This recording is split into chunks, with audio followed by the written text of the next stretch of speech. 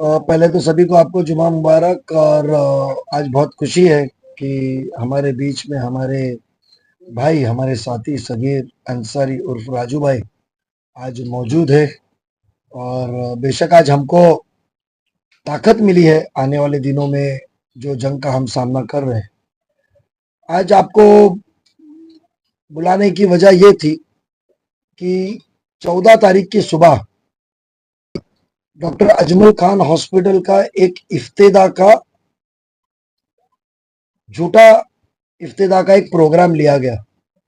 उसके बाद एक आवाम को गुमराह करके कुछ आवाम उधर पेशेंट्स को लेकर गए और आपने देखा था वो वाकया क्या हुआ था। हॉस्पिटल रेडी नहीं था, स्टाफ मौजूद नहीं थे। कल हमारी गुफ्तगू यहाँ के डॉक्टर्स के कुछ जिम्मेदारों के साथ 100-150 डॉक्टर्स के साथ मीटिंग हुई। उसके अंदर इस हल्के के कौसा मुमरा के हल्के के अंदर क्या उनके दिक्कतें हैं, क्या उनके परेशानी है, उस चीज के ऊपर गुफ्तगू हुई। उस दौरान पे हमारी पिछले 3 दिन से रिव्यू मीटिंग चली रही थी, बातचीत चली रही थी, क्योंकि हॉस्पिटल कभी कोई इलेक्शन के लिए रुकना नहीं चाहिए, क्योंकि वो खिदमत है, हेल्थ सर्विस है, इमरजेंसी किसी को भी मदद हो सकती है, मगर बगैर तैयारी हुए उद्घाटन भी नहीं होना चाहिए। मगर आज खुशी है, मैं आपको आज ये इत्तला करने के लिए बुलाया हूं कि आपके जरिए मुमरा कौसा की आवाम के पास हम पहुंच सके। यह आपकी हमारी कोशिश है कि 5 नवंबर से मुमरा कौसा के आवाम के लिए, तकरीबन सभी के लिए, डॉक्टर अजमल खान हॉस्पिटल में ओपीडी की शुरुआत होगी। आज वहां से 5 तारीख के बाद वहां ओपीडी डॉक्टर्स जो ओपीडी के हैं वो वहां मुफ्त में आवाम के लिए मुहैया कराए जाएंगे। और उसकी तैयारी मुकम्मल हो चुकी है। जब हमने पूरी कल तहकीकात की तो मुझे लगा कि आचार संहिता है, ऑफिशियली कुछ डिक्लेरेशन नहीं होगा तो आपको हम ये बता देवे। दूसरा, इंशाल्लाह कोशिश है कि 10 तारीख तक उधर सहूलत, हम आपको सिर्फ एक इत्तला कर रहे हैं कि आपके जरिए जो हमको इत्तला मिली है और जो फोन पे कोशिशें चल रही थी कि भाई आप आचार संहिता का इंतजार ना कीजिए, हमको इफ्तिदा में कोई दिलचस्पी नहीं है, हमको सहूलत देने में दिलचस्पी है। और उस बात की ताहीद हमारे सांसद श्रीकांत जी शिंदे साहब की भी वही सोच थी, मुख्यमंत्री साहब की भी वही सोच थी कि भले वो चीज मुमरा कौसा के लिए थाने महानगर पालिका से दी गई हुई है, कोई शासन निधि से नहीं है, तो थाने महापालिका की हमेशा ये सोच थी कि वो चीज की इफ्तिदा हो या ना हो, सहूलत शुरू हो जानी चाहिए। और वो जो आदेश माननीय सांसद श्रीकांत जी शिंदे साहब का था, खासदार साहब का था, और हमें सबकी जो डिमांड थी वो डिमांड को मुकम्मल हो चुकी है। 5 तारीख को ओपीडी और इंशाल्लाह 10 तारीख से इनिशियल एडमिशन फॉर माइनर जो भी रहेगा वो शुरू किया जाएगा। और तकरीबन 20 के बाद 21 से 26 तक ये टारगेट दिया गया है कॉरपोरेशन ने हमको कि हम कोई भी हाल में 26 तारीख तक उसको मुकम्मल सहूलत के लिए मुमरा कौसर एतराफ के सभी आवामों के लिए मुहैया कराएगी। तो आज बहुत खुशी का दिन है, मुबारक दिन है कि आपके सामने हमको ये बयान करने के लिए कि जो सहूलत का कई सालों से इंतजार था वो सहूलत इंशाल्लाह जल्द से जल्द मिलेंगी, जिससे जो हमारा आवाम है, जो गरीब तबका है, जो बड़े अखराजात हेल्थ सर्विसेज के ऊपर होते हैं, तो उनको फ्री सर्विस मिलने से नजदीक में उनको ये सहूलत मिलेंगी। कल वो शिवाजी हॉस्पिटल, छत्रपति शिवाजी महाराज हॉस्पिटल जाना पड़ता था, सिविल हॉस्पिटल जाना पड़ता, और दूर होने की वजह से प्राइवेट हॉस्पिटलों में जाना पड़ता था। और प्राइवेट हॉस्पिटलों में क्या हाल है आपको पता है। तो उसके लिए जो हमारी सोच के लिए हमने सब नगर सेवकों ने मिलके कई करोड़ों रुपए, 100 के ऊपर, 200 के ऊपर करोड़ रुपए हमने जो आवाम के लिए मुहैया कराया था सभागृह में बैठ के। तो आज खुशी है हम सभी नगर सेवक, जो साबिक कॉर्पोरेटर्स को और आवाम को कहना है कि हॉस्पिटल जल्द से जल्द शुरू हो रहा है। 5 को ओबीडी, 10 के बाद उनको 10 तारीख के बाद उनका ये किया जाएगा एडमिशन का, और 26 तारीख तक हमने उनको टारगेट दिया कि 26 तक आप मुकम्मल कर दो, क्योंकि हमको ये एक मैसेज आवाम को देना है कि जहां आपको सहूलत देने का वक्त आएगा तो हम इफ्तिदा और मैं किया, मैं इसमें हूं, वो क्रेडिट लेने के लिए आपकी सहूलत रुकेंगी नहीं।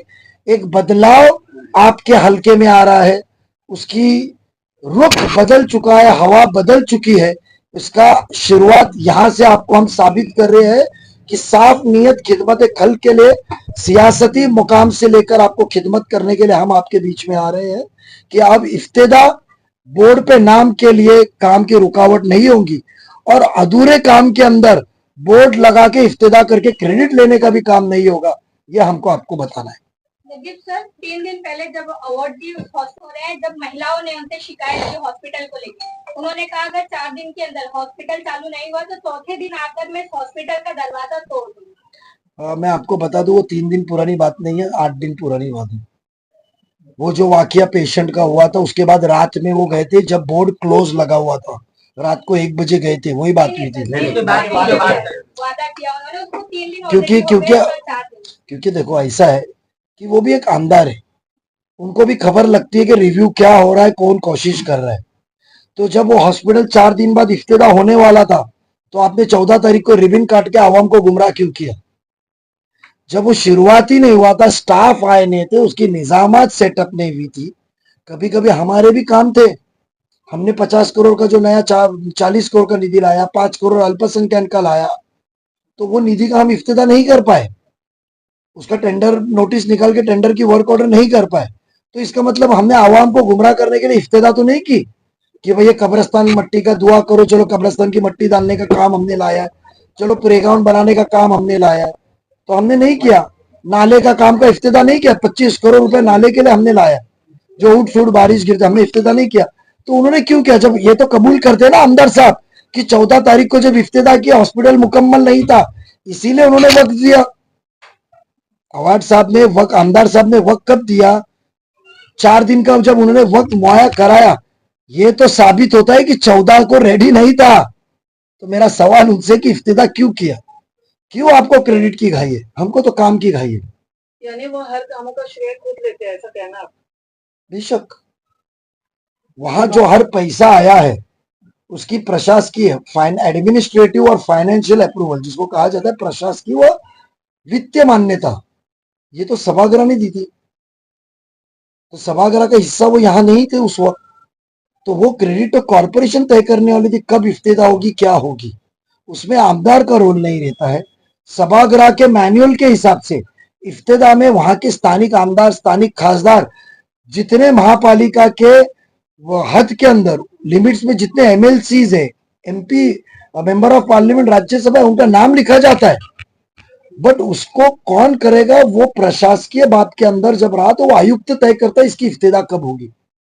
आयुक्त साहब को पता था कि भाई यह काम मुकम्मल नहीं हुआ है, कुछ दिन मुझे लगने वाले, काम डिले हो गया है रिक्रूटमेंट और बाकी के कुछ मशीनरीज और परमिशंस के लिए, तो उन्होंने इफ्तिदा नहीं की।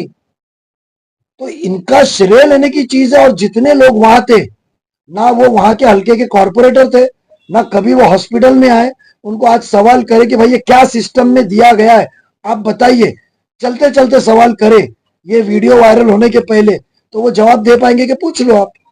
मेरा सवाल का मुद्दा आपने बोला कि हॉस्पिटल का श्रेय जिसको लेना है, तो कहीं ना कहीं आपको नहीं लगता कि थाने महानगर पालिका भी इसमें गलती है, क्योंकि वो इतना डिले करवा रहे हैं इस हॉस्पिटल को शुरू करने में?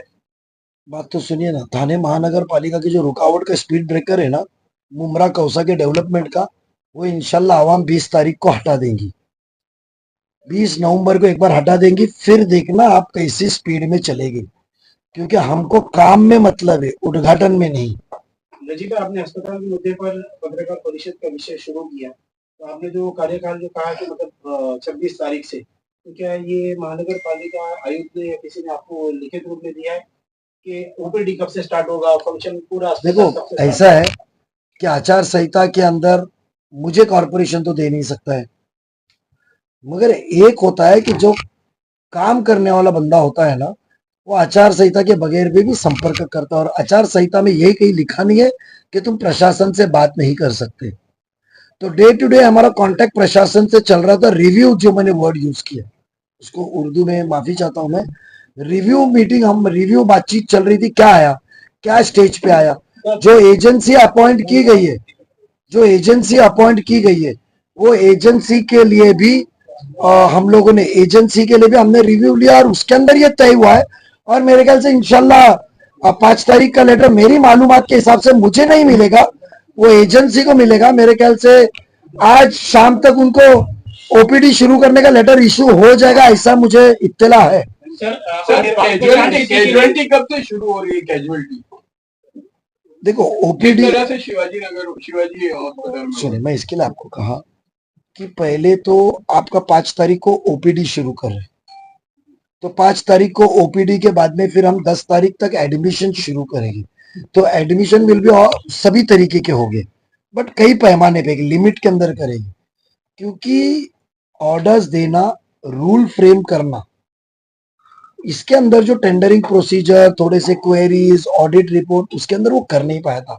और वो एजेंसी को देने के बाद में राजनीतिक दबाव इतना था कि भाई मेरिट्स छोड़ो, मेरिट्स छोड़ो, मेरे आदमी को ही लो। जैसे क्रिस्टल में कैसी दादागिरी चलती, टेम्पो मेरे नगर सेवक की चलेगी, भले मर्सिडीज का भाव ले बट चलाएंगे, डालेगा वो फिएट, हम दो पैसा। तो वो हिसाब से हॉस्पिटल में भी दबाव था। तो हो सकता है कॉन्ट्रैक्टर ने सोचा होगा एक बार आचार संहिता हो जाए, ये दबाव निकल जाए और मैं सच्चा और सच काम करूं जिसके लिए मुझे अपॉइंट किया गया। उम्मीद है उससे हुई। हमने हॉस्पिटल का मुआयना आपके साथ ही किया था, तो उसी वक्त उसने कहा था कि मेरे रजिस्ट्रेशन पेंडिंग है, मेरा सर्टिफिकेशन पेंडिंग है। क्योंकि जब कोई एमआरआई मशीन डालता है तो एमआरआई के बाद एक अथॉरिटी है, वो अथॉरिटी आके उस चीज का पूरा मुआयना करती है, उसको सर्टिफाई करती है और ऑपरेट। जैसे आप लिफ्ट लगाते हो, तो जब तक लिफ्ट सर्टिफिकेट आता नहीं आप लिफ्ट चालू नहीं कर सकते, गुनाह दाखिल होगा, क्रिमिनल गुनाह है।